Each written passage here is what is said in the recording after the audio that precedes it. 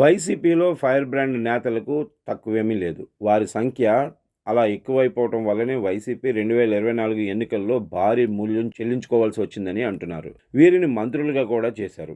దాంతో వారు మీడియా ముందుకు వచ్చి చేసిన ప్రకటనలు పార్టీకి, ప్రభుత్వానికి లాభం చేకూర్చుకోలేకపోగా తీరని నష్టాన్ని కలిగించాయని ఆ తర్వాత తేలింది. ఇదిలా ఉంటే నెల్లూరు జిల్లా యువనేత, మాజీ మంత్రి అనిల్ కుమార్ యాదవ్ వైసీపీ అధికారంలో ఉన్నప్పుడు ఒక రేంజ్లో హవా చలాయించిన సంగతి తెలిసిందే. ఆయన 3 ఏళ్ల పాటు కీలకమైన జలవనరుల శాఖకు మంత్రిగా వ్యవహరించాడు. ఆ సమయంలో ఆయన నెల్లూరు జిల్లా రాజకీయాల్లో కూడా చక్రం తిప్పడంతో బలమైన సామాజిక వర్గం నానా ఇబ్బందులు పడింది. వాటి మీద వైసీపీ అధినాయకత్వానికి ఎన్ని ఫిర్యాదులు వచ్చినా కూడా పట్టించుకోకపోగా అనిల్కే మద్దతుగా నిలిచింది. ఆఖరుకు వైసీపీకి అంగబలం, అర్ధబలం సమకూర్చిపెట్టిన వేమిరెడ్డి ప్రభాకర్ రెడ్డి వంటి వారు పార్టీని వీడటం వెనుక కూడా వర్గపోరు ఉందని అంటున్నారు. ఇలా వైసీపీకి కంచుకోట అయిన నెల్లూరు జిల్లాలో పార్టీ దారుణ పరాజయం వెనుక అనిల్ పాత్ర కూడా ఉందని పార్టీ నేతలు అధినాయకత్వం దృష్టికి తీసుకుని వచ్చారని అంటున్నారు.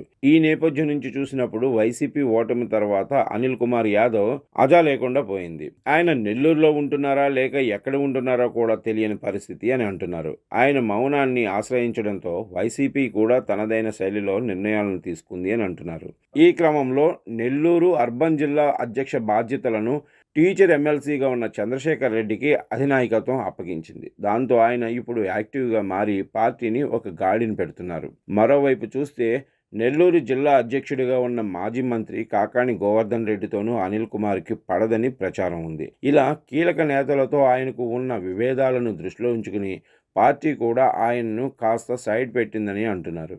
ఇవన్నీ పక్కన పెడితే అనిల్ కుమార్ యాదవ్ తన పట్టుని జిల్లాలో చూపించుకోవడానికి అన్నట్లుగా ఆనాడు వైసీపీ అధినాయకత్వంతో ఉన్న సాన్నిహిత్యాన్ని ఆసరాగా చేసుకుని చేసిన కార్యక్రమాల వల్లనే పార్టీ ఈరోజు ఈ దుస్థితి వచ్చిందని పార్టీ వర్గాలు అంటున్నాయట.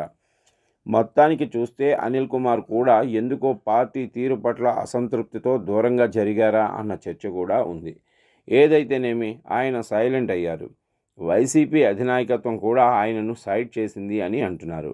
నెల్లూరు జిల్లా విషయంలో వైసీపీ ఫోకస్ పెట్టి అసలు వాస్తవాలు తెలుసుకోవడం మంచి పరిణామమే అని అంటున్నారు. వైసీపీకి పూర్వ వైభవం దక్కాలి అంటే పార్టీకి భారంగా మారిన వారందరినీ పక్కన పెట్టాల్సిందే అని అధినాయకత్వం డిసైడ్ అయిందని అంటున్నారు. ఈ క్రమంలో అనిల్ కుమార్ యాదవ్ తిరిగి పార్టీలో యాక్టివ్ అవుతారా? ఒకవేళ ఆయన చురుకైన పాత్ర పోషించడానికి సిద్ధపడితే ఆయనకు ఏ రకమైన పదవులు ఇస్తారు అన్నది కూడా చర్చగా మారింది. ఇవన్నీ పక్కన పెడితే వైసీపీ అధినాయకత్వంలో ఈ రకమైన మార్పు రావడం పార్టీకి మంచి పరిణామమే అని అంటున్నారు.